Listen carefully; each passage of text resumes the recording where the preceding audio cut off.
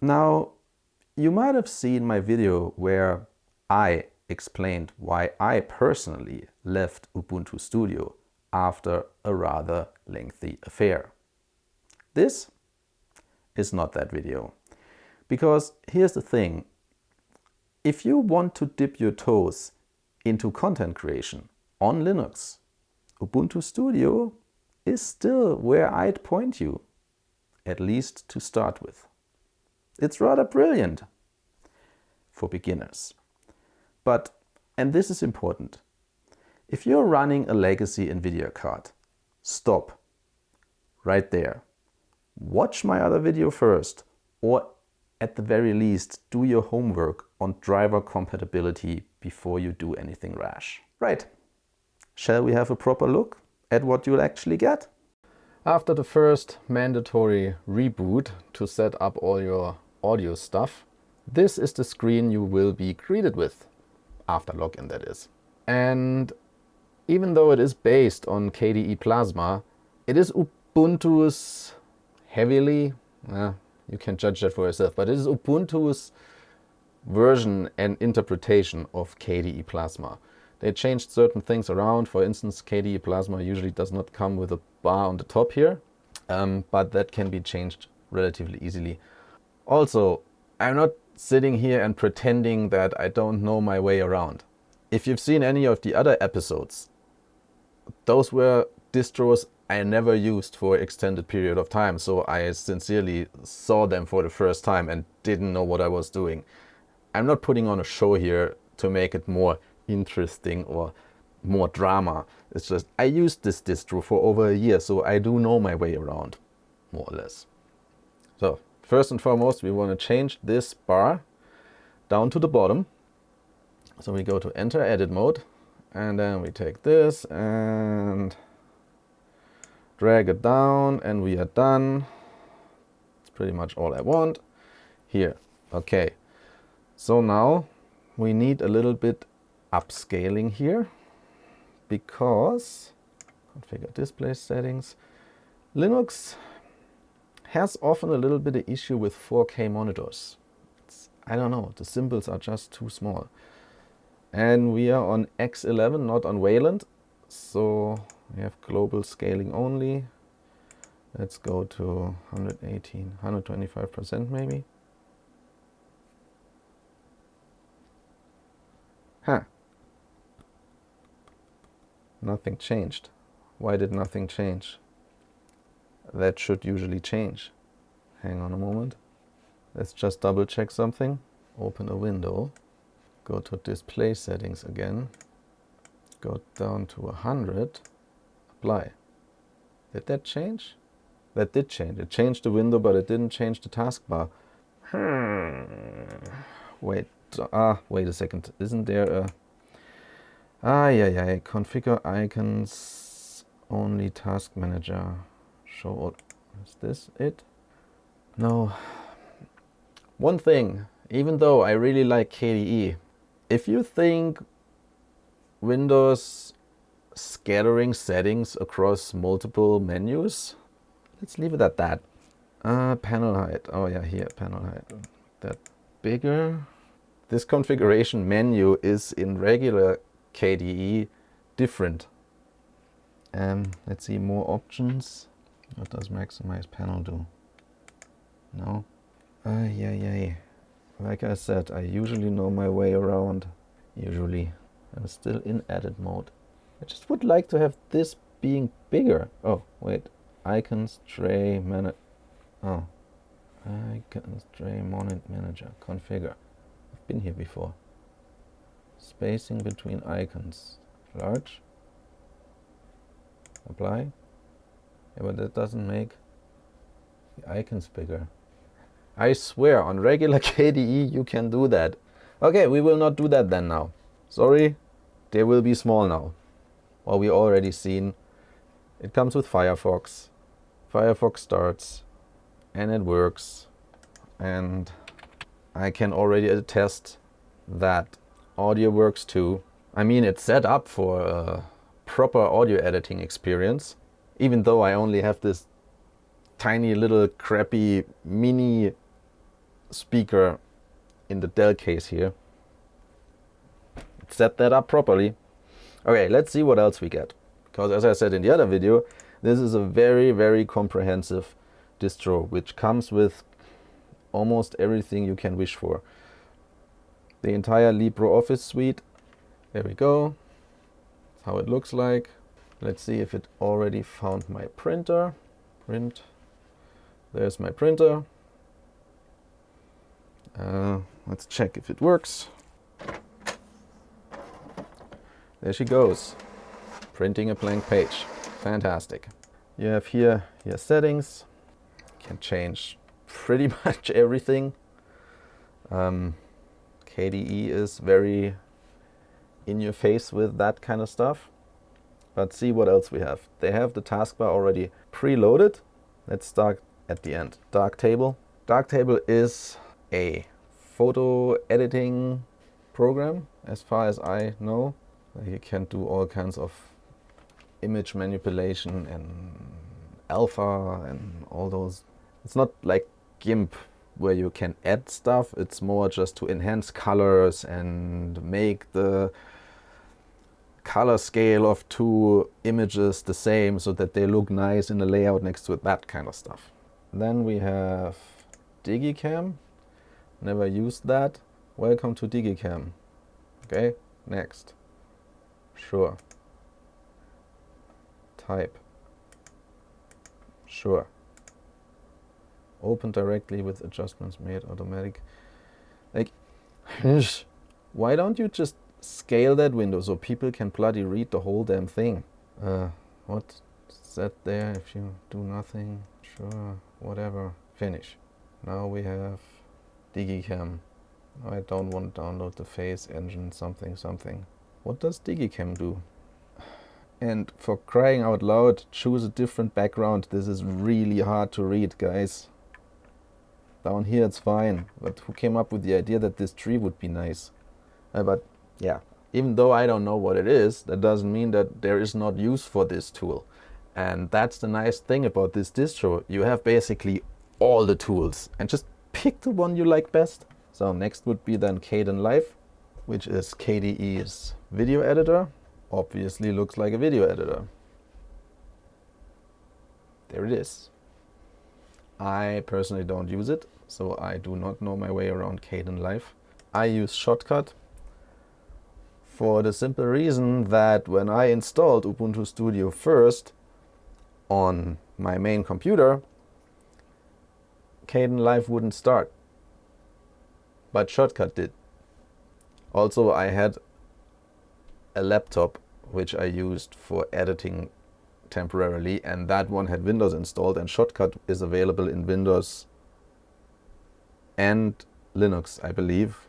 Yeah, I remember that correctly. ShotCut is available for GNU Linux. It's cross-platform, Mac OS and freaking Windows. So I wanted to have the same software on both systems, so I ended up with ShotCut. Then you have GIMP, which is your graphics program.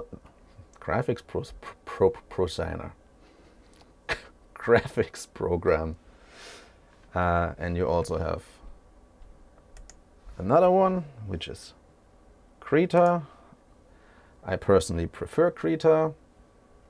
Once again, the reason is because Krita also runs on my tablet, Android tablet, and that way I can use my tablet as a digital drawing tablet with the S Pen from Samsung. And no, I did not pay for that tablet. I got it for free from my old employer and then fixed it myself because it was not safe for workplace environments anymore. And that's how I ended up with the Samsung tablet, because I would not buy a Samsung anything really, because I don't really like their stuff. It's not that they have bad hardware, but that One UI, really not my cup of tea. Anyhow, this is then Krita. It's a little bit different than GIMP. It doesn't hit you in the face right away with 9,000 different tools. It's a little bit more friendly. I don't know. I like it. I got used to it. If you learn a new set of tools, you need to get used to it. It doesn't matter which one it is. And it doesn't matter which operating system you use. If I would switch to Mac tomorrow, I would have to learn new tools as well. Okay, then OBS Studio. Here's something that annoyed me so much. It's like, why is it up there? Sometimes these windows quite literally, oopsie, like spawn somehow like all the way outside of the screen when you have a multi-monitor setup or on a different screen. Why the hell? Why is it not? You have a pop-up window. Why don't you superimpose it right there? Just a suggestion. Okay, we just say yes, next, next. I mean, we will neither stream. Oh no, cock. I did that wrong. Go for recording, you go next, next. I will obviously not record anything with this chunk of a computer, but it goes through the setup steps and figures out what it can do and cannot do with the hardware you have on hand. I have the feeling it can't do that much. Yeah, there. Okay, apply. And then you have OBS Studio and you could now start. Oh, right, I haven't set that up. Well, you have to set up what you actually want to record and then you can record stuff. It's not as easy as a simple screen recorder. It's for a lot of things probably even overkill because it is a very, very, very comprehensive program, which is probably the reason why so many YouTubers and live streamers and everything use it, because it is just bloody amazing. The next thing down here would be Ardour. I realized that we don't really have a audio output. Okay, sure. Apply. Yeah, let's open that. Sure, let's start that. Why don't we not do that? And this is Ardour, a full-fledged DAW or DAW audio recording, mixing and editing program. Oh, discard session. Delete this session. Yes, please delete it. Then we have Patchance. I don't really want to tell you exactly what it is because I don't really understand it, but the way I get it is you can hear somehow, I don't know how, you can connect which way your audio input will travel through your system.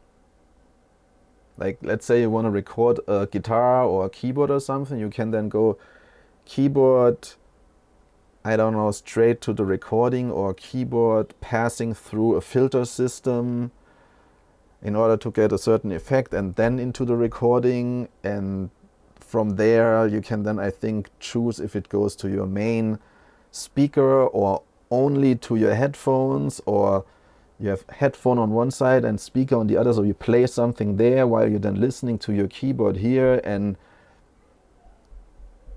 if you're into that kind of stuff, you probably know what it does.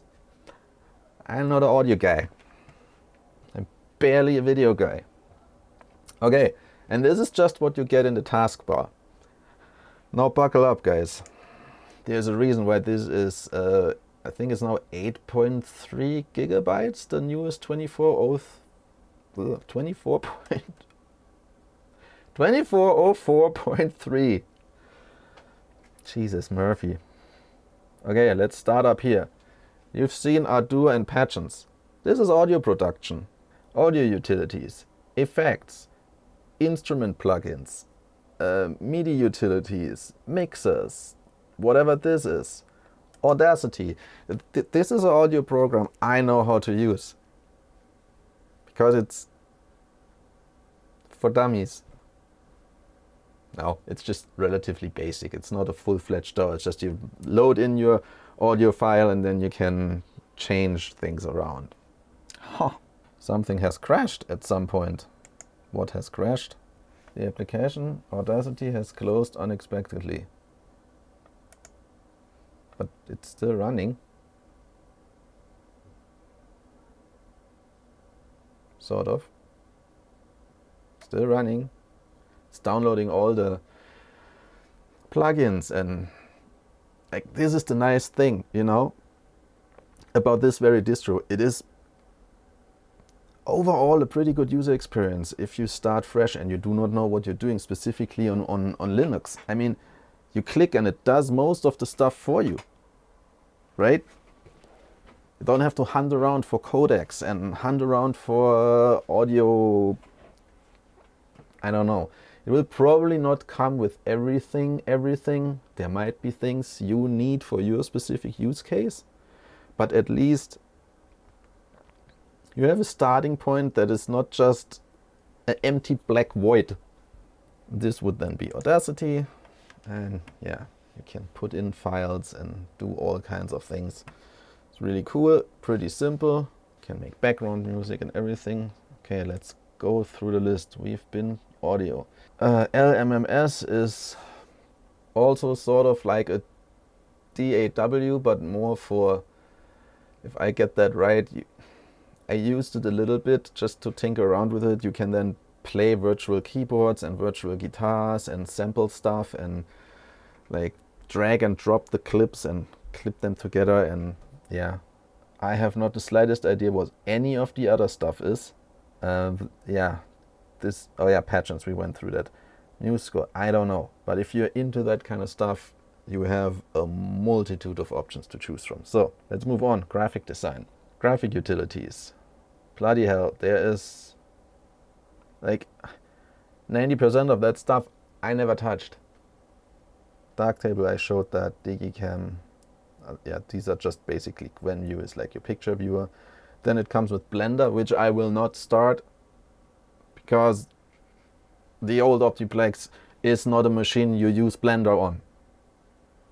Okay, yeah. Inkscape is, what's it called again? Not pixel-based, vector-based graphics program. You can open that real quick. Sure, why not? Inks, time to draw, new document.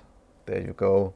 Inkscape, can see. I've never used that either. Can we draw? There we draw a line. Fantastic. Da-da-da. I don't know how to use it, so no, we do not need to save this. On the other hand, you never know. I could have maybe sold that for millions of dollars. And then obviously Krita, I showed that already. LibreOffice has its own drawing program. And did I jump over GIMP? Oh yeah, sorry, there's GIMP. GNU image manipulation program, GIMP. No idea what this is. Synfig Studio, I know what that is. I cannot really show it, but this is essentially an animation program. I don't know if it's Flash animation, but you know those weird videos of the cartoon characters on YouTube where they you can do that with this program. So, video production. Blender, yes, you can do video production with Blender. I have no idea what this is, no idea what this is. This is K3B. Once again, why not there? Why not there? Or at least close to. Why does it have to be all the way up there? Yeah, this one has no burner, but you get the idea what this is. You can create a lot of legally obtained safety copies of your owned media. And then all of this, which I also don't know what that is. Development, not a developer, but here you go, some kind of a, I suppose that Git something is probably like some kind of a GitHub tie-in. Internet, Firefox, KDE Connect. KDE Connect comes on a lot of distros, specifically the ones with KDE Plasma. It is really good if it works. It has a few glitches here and there, but for me, most of the time it works. You can connect, and it doesn't matter if it is an iOS device or Android device, if it's a tablet or a phone. You just, Apple calls it AirDrop. That's essentially what it is, plus more. You have, let me open it, I show you. Device not found. Okay, let's connect it maybe to my phone here. Optiplex, request pairing. I accept. And now we have my phone here, and then I can, I don't know, there's presentation mode. I don't even know how that works. Pointer. but you can... Oh! Ah yeah, see? Now I have a pointer. Haha! Yeah, I hope that... I've never used that. Okay, it has a presentation mode. It has remote input. You can even run commands from your phone. You can also send files, obviously, and you can synchronize your clipboard, which is actually pretty cool. If you have like some kind of a file that, or you find something on your mobile browser and you think, oh, I have to remember that, you can put it then on the clipboard and it gets transferred to your computer. It's a very, very, very, very handy application. Yay, yay. But not limited to this distro. Where were we? We were internet. Then you have email, KDE Connect SMS. Oh, yeah, okay, I never used that. And email programs, media playback. Also nice, it comes with VLC pre-installed. I know we do not. Thank you. Usually also means you have more codecs available than when VLC does not come with the distro. However, we also had the Ubuntu typical install third-party and additional codecs. Okay, what else? Media Playback Office, we've seen that already. Science and Math.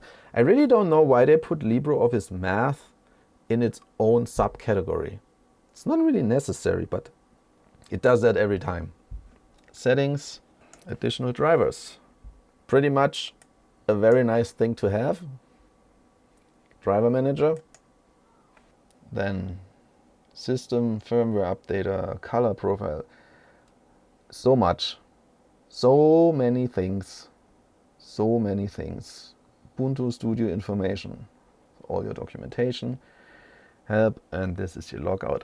Then it also comes with the Discover Store. Here comes a problem. Or that means problem. It's not really a problem. It's just Ubuntu likes you to use Snap or their distro version of the software. I show you. ShotCut. Distro version or the Snap. Let's go with the distro version first. And this is also an issue I had not at the beginning. It just started at some point. It will not load the previews. Why out of all of a sudden? And this is your version number. Let's launch it. There we go. ShotCut. If we now go to, crap, I need a clip. Right. Okay, stay with me for a moment. I just gonna steal an image real quick. Image from Wikipedia. Okay, save image as. Fantastic. Yes, save that. Thank you. Thank you. Ah, right, they don't have the Dolphin File Manager down there in the taskbar, which is an odd choice if you ask me. But it is what it is. Okay, go here, drag and drop that here. Yes, I could do that differently, but, and this is a very low resolution picture, also irrelevant for the purpose. So we go to here and then we search for text. And there's text simple. There should also be text rich. So in the version, the first version that comes up in the Discover Store, which is curated to you by Ubuntu, ShotCut is quite literally missing a filter. So let's now go to the Discover Store again, and here comes the other weird thing. Install. Isn't Snap, and this happened so many times, isn't Snap like the proprietary thing from Ubuntu? Why do I every single time get a warning that it will have access to my computer?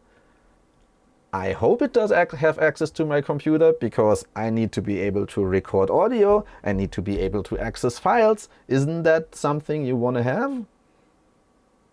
Maybe you don't want it to override your password and steal your personal identity and your I don't know, other stuff. But yeah, a program that needs to access files would be nice if it could access files. Also, this down here would be your update manager. We're not doing that right now. Down here you would have also the updates available, and then it opens that. Okay, close that now. So now we have ShotCut. Let's have a look. That should be under video production. And indeed, we have ShotCut and we have ShotCut. And if you didn't pay attention, you do not know which one is the distro version and which one is the snap version. This one is the snap version.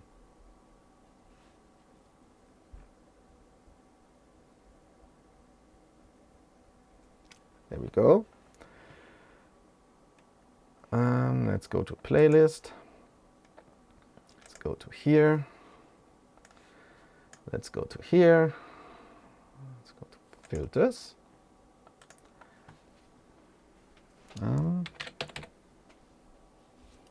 See? Text rich, text simple, text typewriter. Totally forgot that. There should be 2 additional text filters. Snap version has it. But I personally never had a good experience with snap anything. It would either way load slower, or it runs slower, or it crashes more often. So let's get into something else. Do the favorite thing of every Linux user.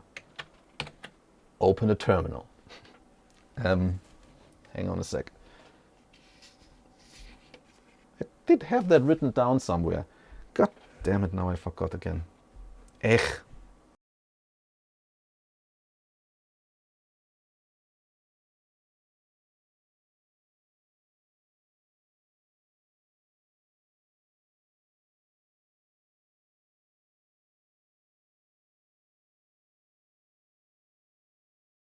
So, what you've seen me do here in my very dilettante, clunky way is install Flatpak and link the Flathub repo to the Discover store. So now we have to, I think, at least restart the session. We try that first. If not, I have to restart the system. Okay, so now we go here. And now we should have, if we click here, why is this all of a sudden different? What did I do? Double click. Sources, here's Flathub. Now let's see settings. You see how they have snap as the default? Let's make that the default. Or maybe just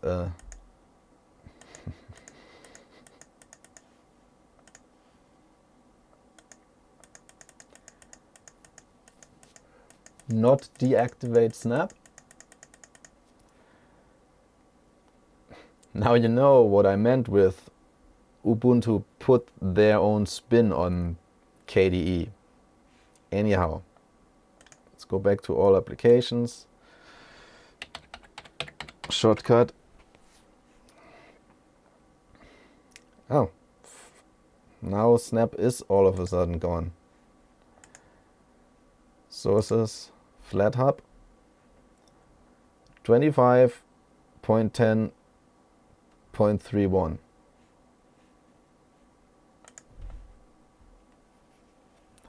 .02.29.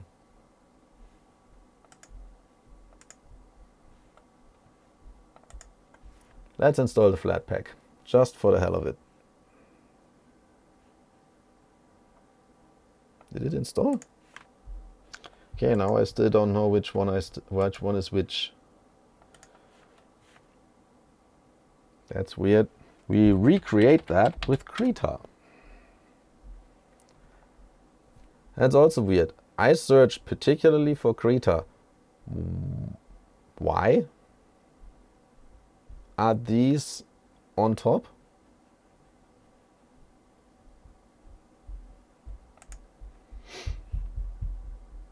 How did I manage to get this new view here?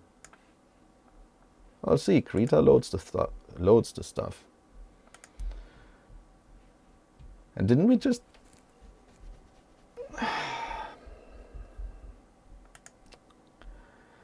Let's install this, the Flatpak. Wait until it's installed and then I launch it from here. Because this is a different Krita than the one that came with the distro. Because this is the Flatpak and this is the newest version. Is it doing? Haha! There we go. So this down here now linked itself to Krita the Flatpak. And you can see in a second. No, go away. This mouse is awful. Maybe, what the heck? Didn't we before we had two? We now have two ShotCuts, but only one Krita. Which Krita is now starting? Okay, let's go here again. Krita 5.24. Yes, that's right. If you go to sources, this one, this is the Ubuntu one, where it once again, for some weird reason, doesn't. That should be 5.22. But it only now starts the newest version. So I can remove this, can I? Oh, that's gonna be a disaster. If I remove something that tries to start. You see the issue here? It's a bit confusing, isn't it? So I can now remove this. Removed, almost. Now it's removed. And now I'm left with only the Flathub version, which would make sense. However, in the case of the snap thing, I still have both there. And there you have it. That was a more in-depth look at the Linux distro I personally ran for over a year. And the opening salvo in this series, Ubuntu Family subsection. Look, Ubuntu Studio isn't perfect, but if you're into this sort of thing, it's worth a try.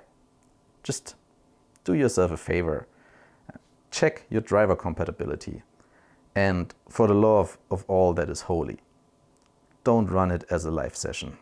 The software suite is far too extensive for that kind of nonsense.